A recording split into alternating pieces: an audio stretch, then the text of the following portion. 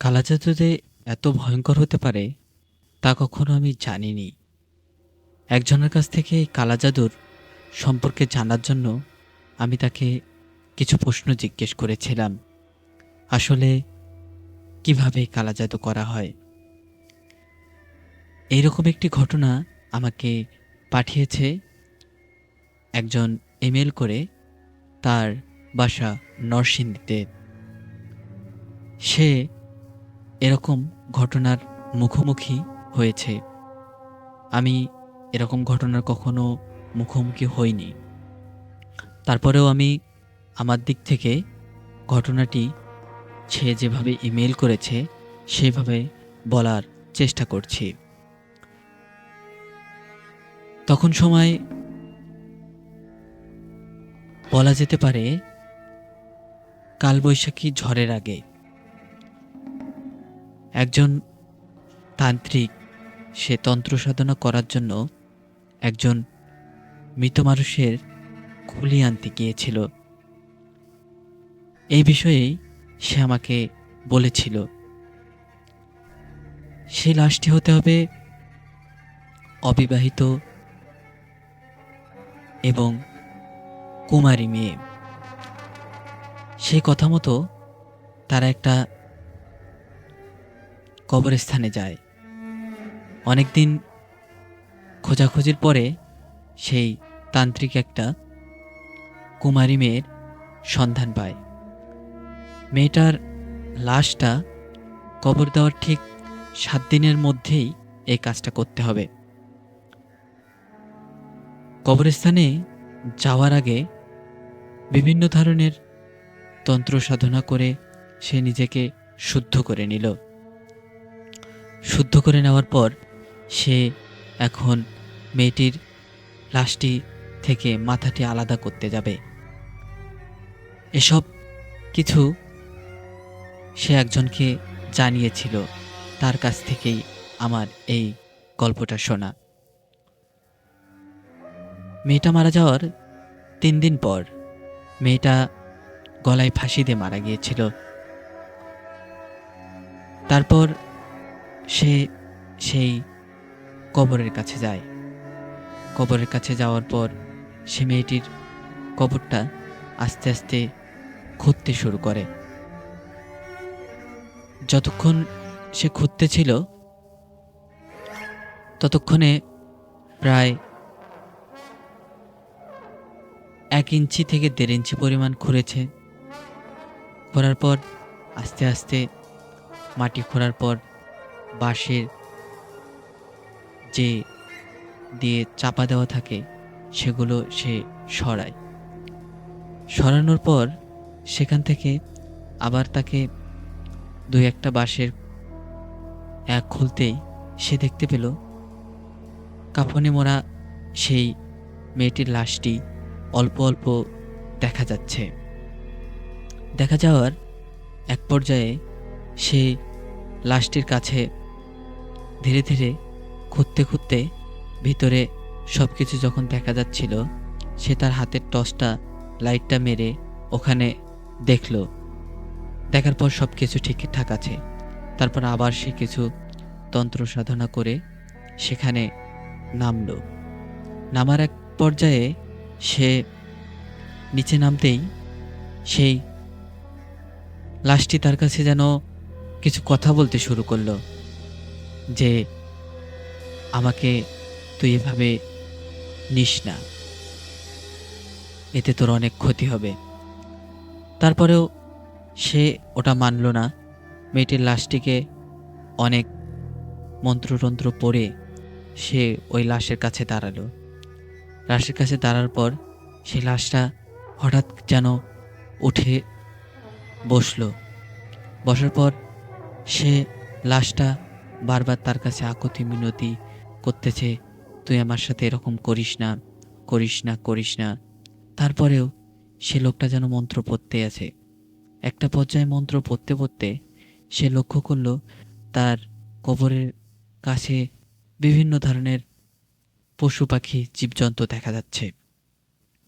সব কিছু কালোয় ঢেকে গেছে, কোনো কিছু বোধহয় বোঝা যাচ্ছে না। এভাবে অনেকক্ষণ যেতে থাকলো। সে তার মন্ত্র পড়তেই থাকলো। মন্ত্র পড়তে যত সময় যাচ্ছিল ততই যেন লাশটা তার কাছে বারবার হাত জোড় করে মাপ চাচ্ছিল। কিন্তু সে কোনোভাবেই সেটা মানতে চাচ্ছিল না। এক পর্যায়ে অনেক সময় যখন পার হয়ে গেল, তখন সে তার হাতের কাছ থেকে একটা ধারালো তলোয়ার বার করলো। তলোয়ারটা বার করার পর সে ওইটা কাছে রাখলো। তারপর সেই লাশটা হঠাৎ তার হাত দিয়ে তার পা চেপে ধরল। এক পর্যায়ে সে অনেক চেষ্টা করলো খোলার জন্য, কিন্তু পারল না। অনেক চেষ্টা করার পর যখন খুলতে পারল না, তখন সে অনেক তন্ত্রমন্ত্র পড়া শুরু করলো। আর লাশটা থেকে বারবার শুধু সে কান্নার একটা আওয়াজ শোনা যাচ্ছিল। সে যেন এক বোবা কান্নার আওয়াজ। এটা একটা ভীতিকর পরিস্থিতি। এই পরিস্থিতিতে সাধারণ একটা মানুষ থাকলে হয়তোবা সে ওখানে মারা যেত বা অজ্ঞান হয়ে যেত।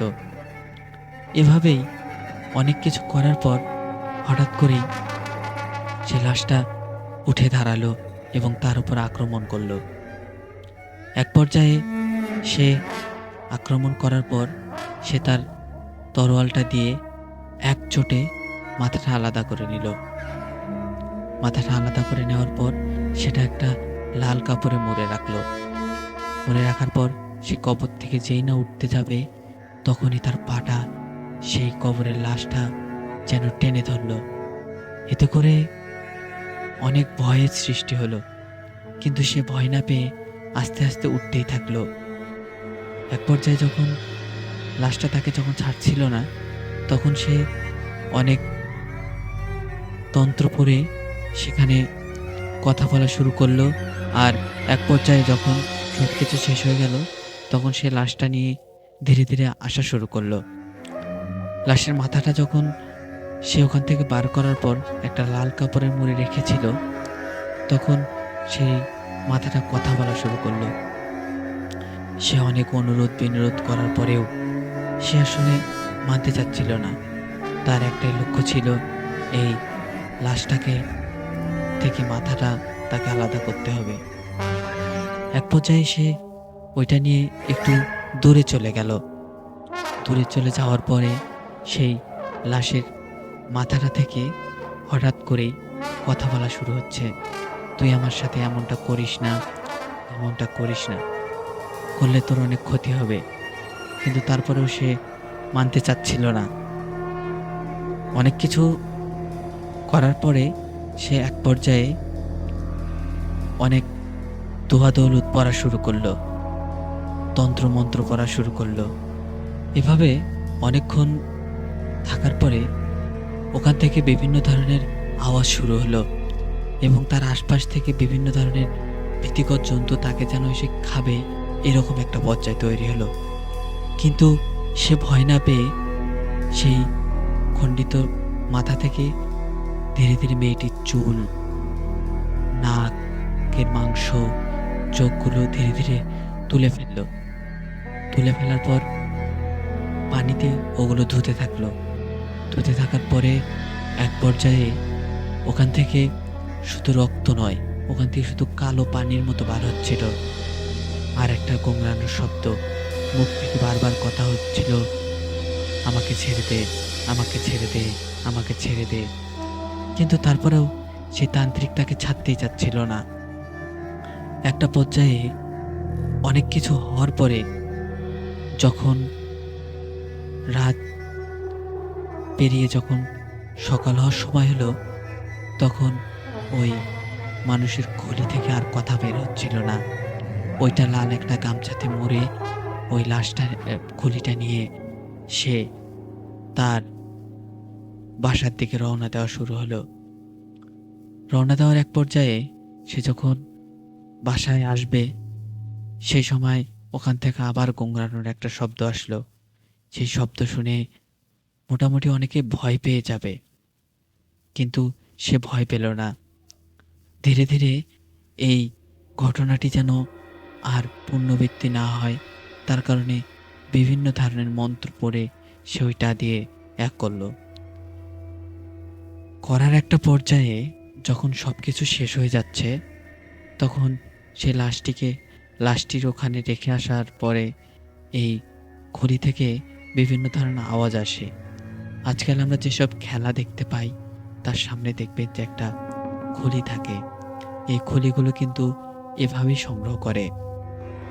সংগ্রহ করার পর এর উপর ব্ল্যাক ম্যাজিক বা কালো জাদু এসব কিছু করা হয়। এই খলির উপর বিভিন্ন ধরনের জিনকে বশ করা হয়, জিনকে বেঁধে রাখা হয় এবং এই জিন দিয়েই বিভিন্ন ধরনের কালা জাদু করে থাকে মানুষ। এই কালা জাদু এতটাই ভয়ঙ্কর যে যা বলাই বাহিল্য। এরকম একটা ঘটনা আমি তার কাছ থেকে শুনেছি। এক এলাকায় এক বৃদ্ধ লোক ছিল। সে অনেক দুষ্ট প্রকৃতির ছিল। সে বিভিন্ন ধরনের কালা জাদু জানত এবং বিভিন্ন সময় বিভিন্ন ধরনের জিনদের নিয়ে এসে মানুষদের ভয়ভীতি দেখাতো। এই বিষয়টা জানার পরে সে এক সময় একটা কাজ করলো। সে একটা কুমারী মেয়েকে বলি দেওয়ার চেষ্টা করছিল। সেই সময় গ্রামবাসী তা দেখতে পেয়ে তাকে ওখানে পুড়িয়ে মারে। কিন্তু তার একটা নাতি বেঁচে ছিল। সেই নাতিটা এসব নিজে চোখে দেখেছিল। তারপর ধীরে ধীরে নাতিটা একসময় বড় হয়ে যায়। বড় হয়ে যাওয়ার পর সেই দাদার কবর থেকে সেই মাথার খুলিটা বের করে। বের করার পর ওখানে কিছু কালো জাদু করে। আর সে একটি বাচ্চাকে বলি দেয়। আর সেই বলি দেওয়া রক্তগুলো যখন ওই খুলিতে দিচ্ছিল, সাথে সাথেই ওখান থেকে কিছু স্বর্ণের মুদ্রা বার হতে শুরু করে। এভাবেই কালো জাদু সে করতে থাকে এবং বিভিন্ন সময় বিভিন্ন বাচ্চা মানুষকে মেরে ফেলে। এই ঘটনাটি অনেক আগের। তারপরে আমি বলছি আপনাদেরকে, একটা সদ্য বিবাহিত পরিবার মাত্রই সে বিয়ে করেছে। বিয়ে করার একটা পর্যায়ে সে দিন দিন ভালোই চলছিল। এমন একটা সময় আসলো, সেই সদ্য বিবাহিত মেয়েটার উপর এই কালা জাদু করা ব্যক্তিটির লোভ হয়ে গেল। লোভ হওয়ার পরে সে ওই মেয়েটির উপর কালা জাদু করলো। একটি ছাগল বলি দেওয়ার মাধ্যমে সে মেয়েটিকে সে বশে আনলো। বশে আনার পর সে মেয়েটির সাথে বিভিন্ন সময় বিভিন্ন কুকর্ম করত। এসব ঘটনা যখন তার স্বামী বুঝতে পারছিল, তখন সে তান্ত্রিককে মেরে ফেলার একটা পরিকল্পনা করলো। কিন্তু তার আগেই সেই তান্ত্রিক তার একটি কালো জাদুর মাধ্যমে তাকে শেষ করে দিল। একটা পুতুল ছিল। সে পুতুলটার যখন সে একটা সুই দিয়ে খোঁচা দিল, সাথে সাথেই তার হৃদরোগ যন্ত্র বন্ধ হয়ে যায় এবং যখনই ওইটা তোলে, সুইটা পুতুল থেকে তোলে, তখন সে আবার স্বাভাবিক হয়। এভাবে কয়েকবার করতে করতে একটা পর্যায়ে আসলো, সে যখন ছেলেটার হাতটা একদম মুচড়ে দিল, সাথে সাথেই তার হাতটা ভেঙে গেল। এভাবে করতে করতে মেয়েটার সামনেই ছেলেটাকে মেরে ফেললো। এরকম কালা জাদু সে অনেক সময় করত। একটা সময় কালা জাদু করার কারণে, কিছু ভুল মন্ত্র পড়ার কারণে জিনেরা তার কাছে এসে তার উপর অনেক অত্যাচার শুরু করলো এবং এক পর্যায়ে একটা জিন তার মাথার মগজ বের করে খেলো। এই ঘটনাটা এতটাই বীভৎস যে কোনো একটা সাধারণ মানুষ শুনলে এমনিতেই ভয়ে 3 দিন ঘর থেকে বের হতে পারবে না। এছাড়াও আরো অনেক ঘটনা আছে যেগুলো আজকে আমি বলতে পারলাম না। হয়তো আর একদিন আমি আপনাকে ইমেইলের মাধ্যমে সবকিছু পাঠাবো।